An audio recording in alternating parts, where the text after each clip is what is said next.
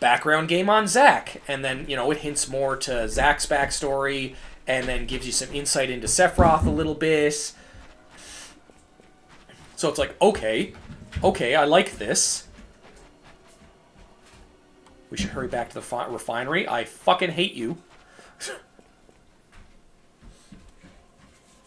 Exactly. Not even just that either, like, the fact that, like, when they sent Squall back in time, like, immediately into Laguna's body. Like, I feel like, don't get me wrong, I don't think Zell and, like, everybody else was connected to friggin' Kyros and, why am I forgetting his name? Ward, I believe. Like, I don't think they were, like, connected, like, family-wise to the other guys. But, like, at the same time, it's like, he's, every time he goes back, he's thrown into Laguna's body. Like, I feel like that's, like, another hint to it. Increased recovery rate upon win. Fuck that tree. Ow, ow, ow. But, like, I feel like that's something that they could easily do, even just to make money. Or, like, even if they don't want to do, like, a full-on game, like, fucking do a movie. Yeah, like a DNA link. 100%. But, like, friggin' throw something into it. Like, do like a background movie. The refinery's right... Aw. Refinery's right over there. Take a look. What? Oh, right down. Did I not go into this side? Ah, they won't... Damn it, I didn't mean to open that door. But, like, that's what I mean. Like, there's so much they can do with these games that, like, would... Who the... Oh, the... Oh, that's another one. Oh, wait a second. Can I get you right now? Show him... Yep, fucking give it to him. You're mine now, bud. Oh, I know.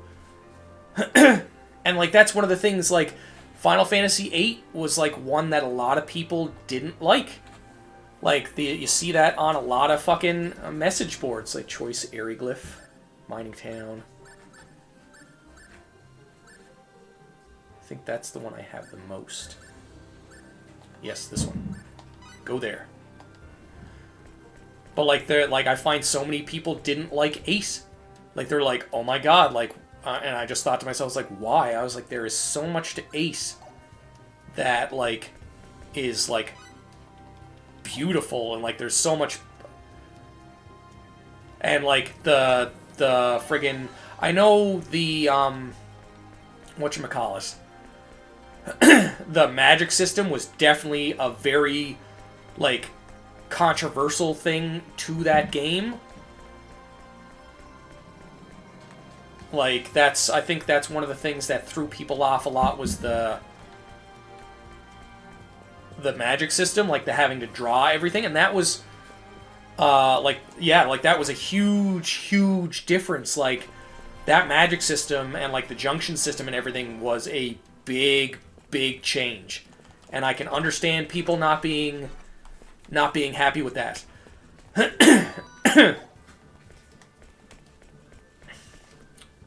Am I supposed to talk to somebody? Let's talk to everybody.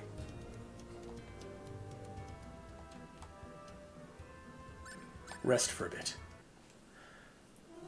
And, like, but, like, at the same time, like, I like the junction system too. I didn't really like the draw system, but at the same time, the junction system wouldn't have made sense really without it. Because, like, do you want to take the holler to exit? Yeah, sure, let's go. But, like, at the same time, like, you couldn't just sit there and give everybody the magic they needed to upgrade everything. Oh, the status effects, the elements on weapons, like, your elemental and status defenses.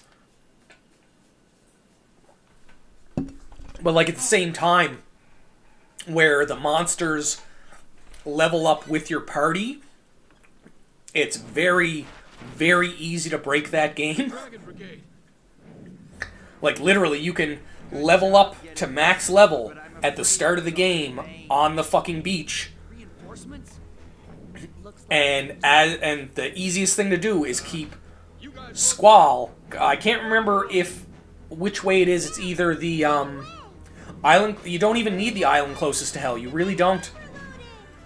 Like just the beach at the first and like the Falcons, because as you level up, they don't go down in experience like as you're going through the game. They stay at like a steady experience, so you can just like level up ridiculously fast. And if you leave Squall unleveled, just leave him dead while you're doing it. Get everybody to max level, and just every time you're in a fight, just leave him dead. The level of the monsters drastically drops, because I heard that at first that the monster levels are based on Squall's levels, which is why there's actually a trophy on Steam for beating the game without leveling Squall.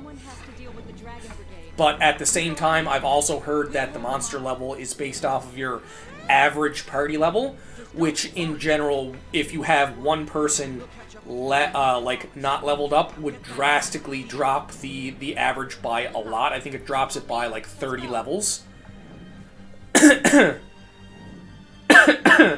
So like just leaving Squall out of the loop, and you can like as they level up, you can sit there and start drawing like massively powerful magic from these Falcons. Like you're getting Curaga, Firaga, fucking sometimes Quake will show up, and then all of a sudden it's like, well, now I have all of these, I can equip them on my strength, I can equip them on my health, and you know, start of the game, you're sitting there at like max health, fucking 255 strength.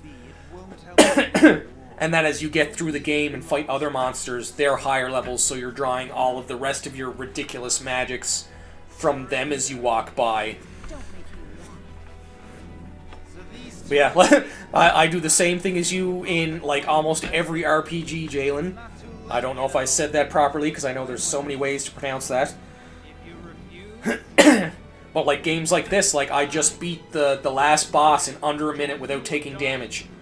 Like, I love games like this because the way that I train is when I'm not playing the game for this, like when I'm at a certain point where I'm like, I feel like I'm a little bit under-leveled, I'll sit there and I'll literally like throw on a movie on another screen, or like be scrolling through TikTok, and I'll just grind levels. I'll grind levels until like I'm not getting any experience from something, or it's like just a fucking too much of a cakewalk, and then I'll go through with the story so that I'm not getting bogged up on like stupid fights or getting caught in something where easy way to get Lionheart Disc 1 is card game.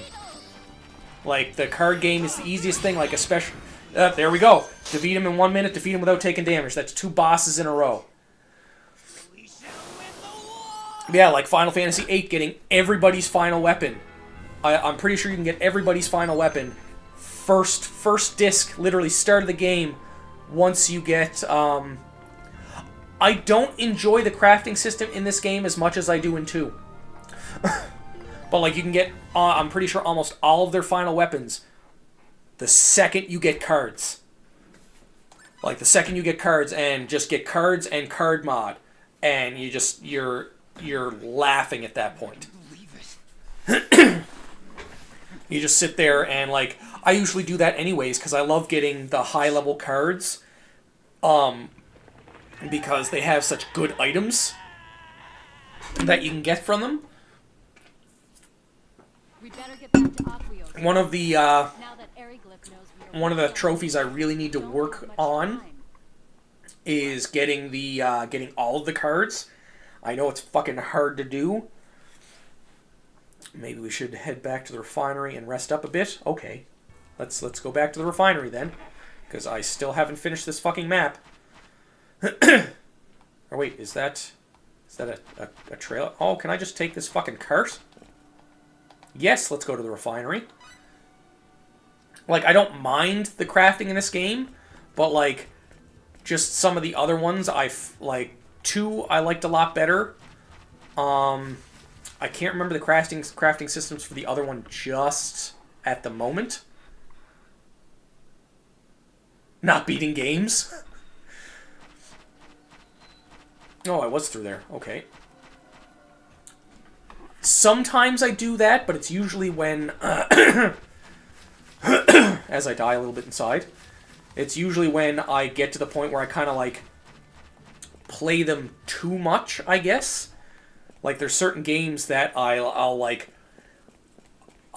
just sit there and I'll sink every bit of time I have into it. And then it just gets overwhelming at points, like, stop dying, self.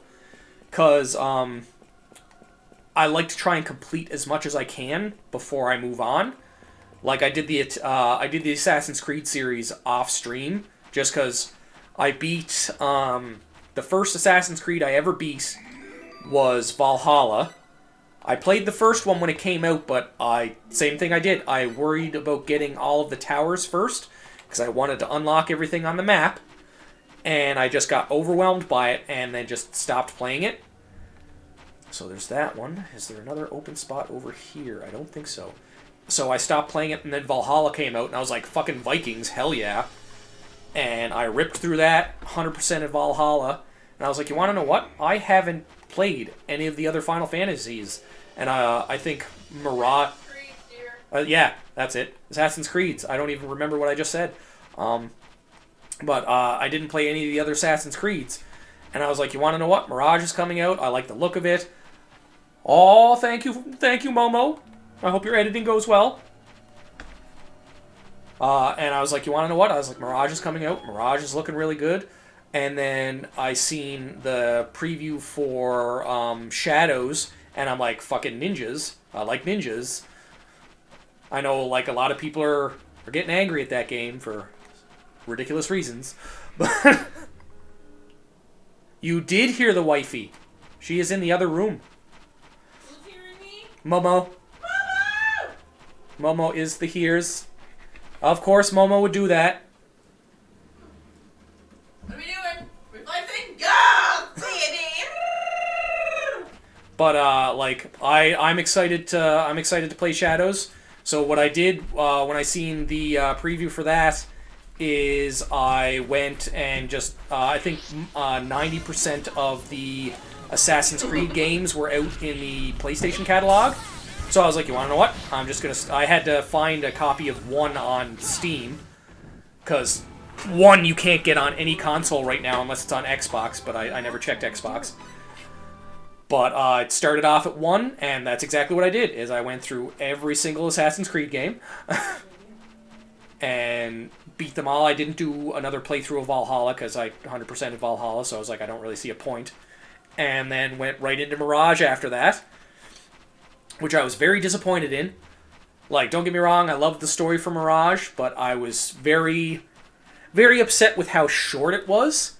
Because, like, you know, after playing fucking Valhalla, Origins, and... oh, why am I forgetting the name of the other one? The one with the female lead character... oh, I'm forgetting it right now, and I hate the fact that I'm forgetting it. I don't think it was that one, but like those ones had like such big world maps and big stories. Like I play Odyssey, that's it. Thank you.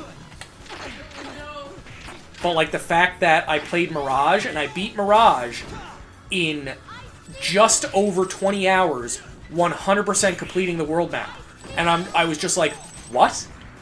I was like, Odyssey, Origin, and Valhalla.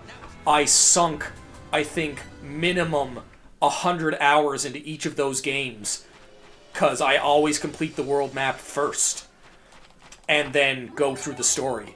And I fully expect the story to not take very, very long once you've, you know, picked up all your extra ridiculously strong equipment. But, like, the fact of the matter that I finished the entire story for Mirage with the full map being complete in just over 20 hours. Best viewers, well, time to delete that person. Fuck, I hate... First time chatter.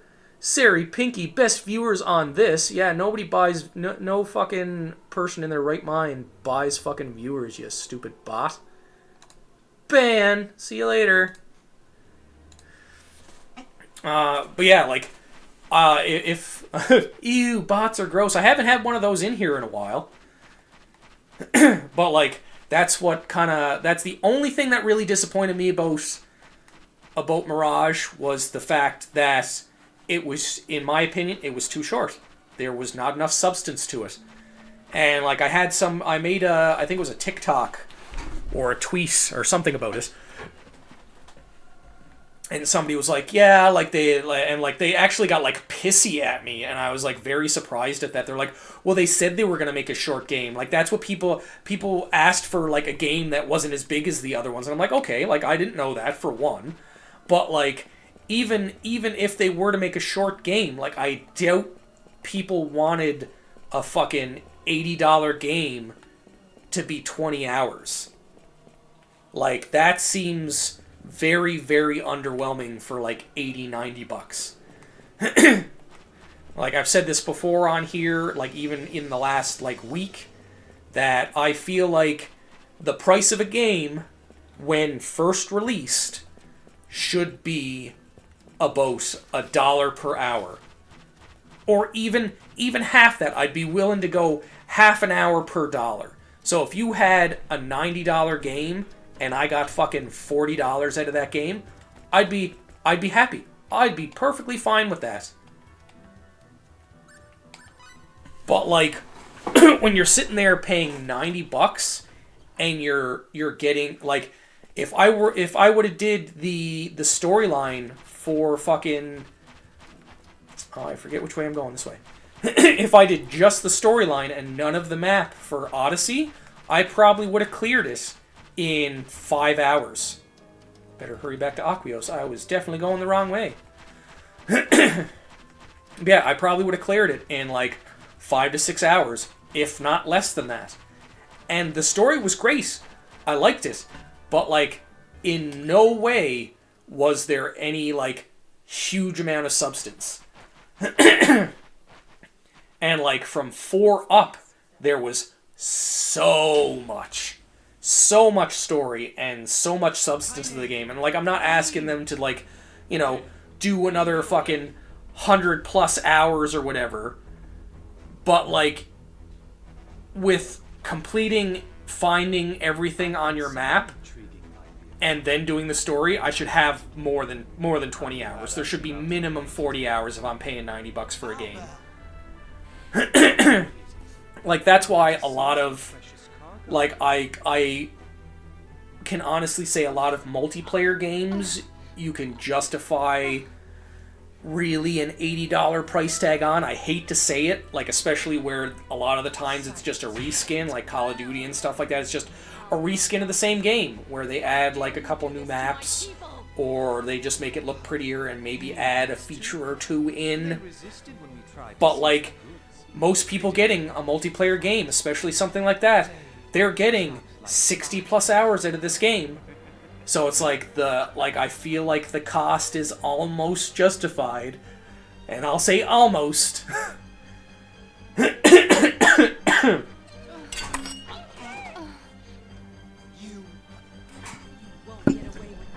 Because at the same time, it's still the same thing that you get back to back.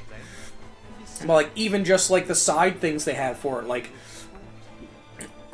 just like you could literally buy most of the new Call of Duties strictly for zombies. You could never touch multiplayer ever. You could never touch the campaign, and you could strictly just play zombies, and you'd have your $80.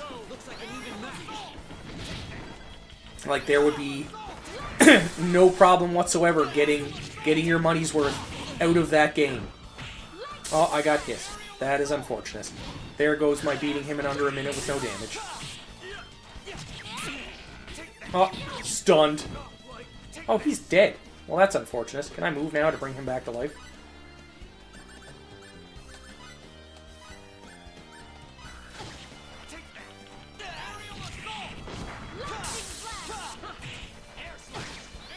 Air slash me, you bastards.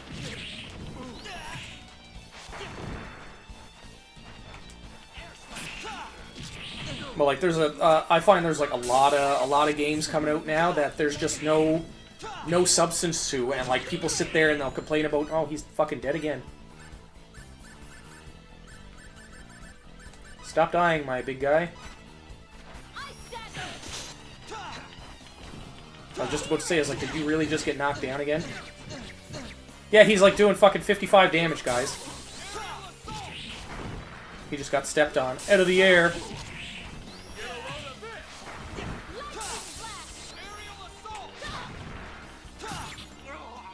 I definitely didn't do that in under a minute.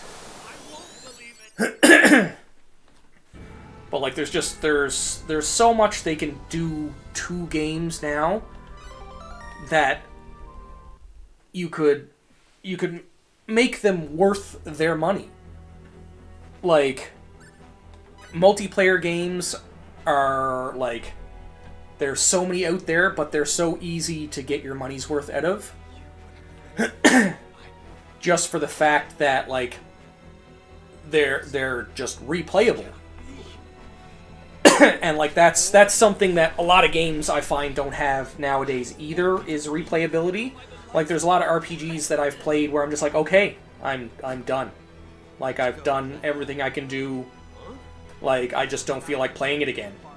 But like, I go back to old school RPGs all the time because well, the story's always great. It's fun to redo the stories again, but I always find there's some little bits of something that you miss somewhere, whether it's like background lore or just something that you missed. Like, there's still things in games from like the 90s and some even early 2000s that people are still finding. Like, to this day, they're like, oh, look, I was playing such and such a game, and I found this. I've never seen anything on this before. I'm sorry, Claire. Please take care of Tynav and Farlene. Although I feel like new games nowadays, they're too focused on graphics to really put the work into some things. And that's why I love games like this. Are you going back to Aquios? And like, even the new Star Oceans, like, don't get me wrong, the new Star Ocean games are fucking beautiful. But like, they're still cartoony in a way that they can kind of get away with not having like, look, this character looks like a fucking real person that we could have just replaced with an actor. And then they can, you know, put more emphasis into the story and like, you know, crafting mechanics or fighting mechanics.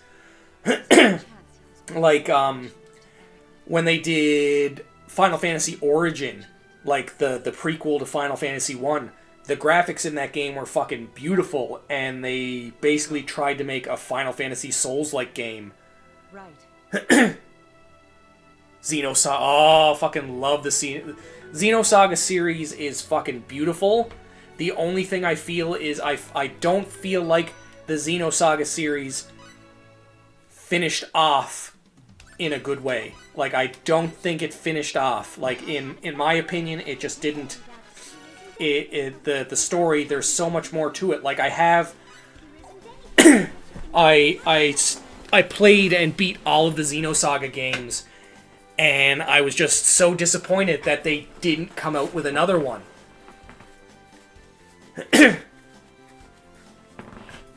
I thought there was still supposed to be one after 3, because I remember like there being so much talks after 3 was out. But like there's just so much they could have done with that game, and like, don't get me wrong, I realized there was so much cutscenes in that game. It was almost like a walking fucking movie. but like it was so good. The story was amazing.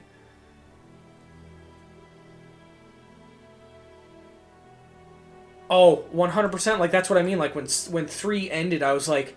And then, like, I'm waiting, and it's like years and years have gone by. I was like, they're not making another one. And it's just like, why? I was like, why would you do that to me?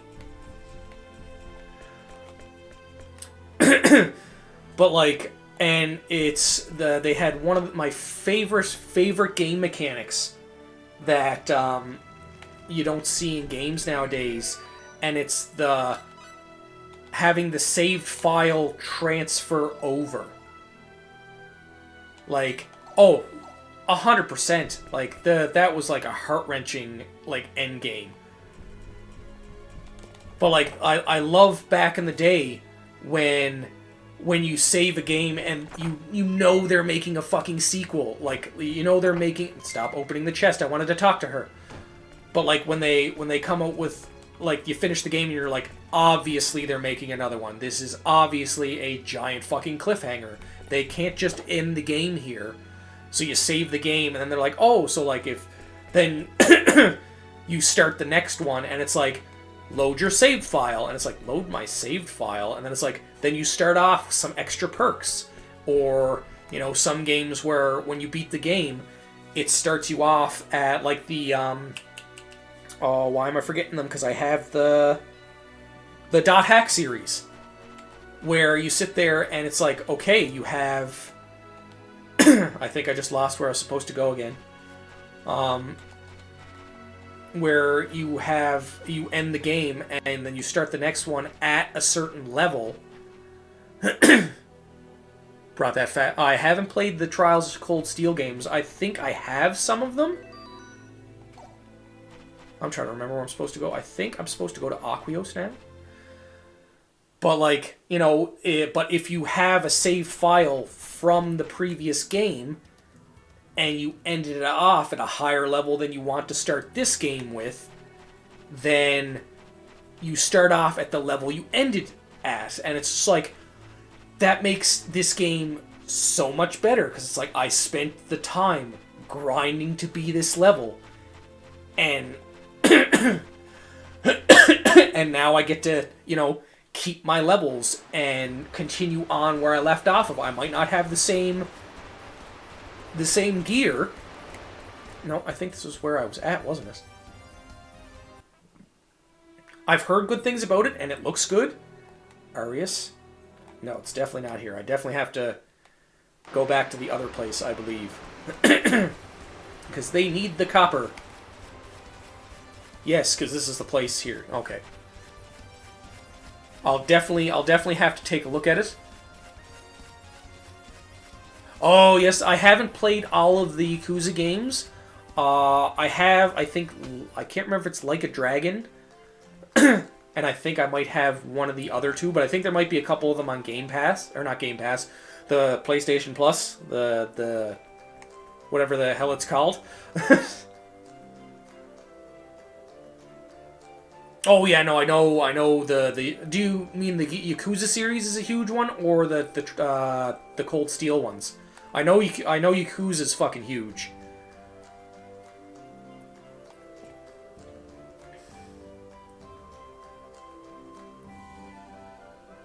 Is this a PS1? No, actually, it's on PS5. Okay, the Cold Steel games. Okay. So there's how many Cold Steel games are there? Because if there's a lot, that might be another one. Because like as I go through these like different series and stuff, I'm always looking for new series to add in afterwards. As I die a little bit. Because right now I'm doing the Final Fantasy series, and I'm obviously doing the Star Ocean series, and I'm doing them in order of release. But after I finish one of these series, which I believe it's going to be Final Fantasy, because I'm currently on 13 of 16. Sea of Stars is absolutely beautiful. I've beaten Sea of Stars already. I played that on release. 5 in the series. Sky has 3, Crossbell has 2, Dagger... Oh, 12 altogether. Okay. Legend of Heroes series. Okay, nice. But after I beat one of these two series, I'm going to be doing the Tales series next, so all of the Tales games. I've already done all of the Resident Evil games. I've done all of the Kingdom Hearts games. I thought I did both Chrono Cross and Chrono Trigger.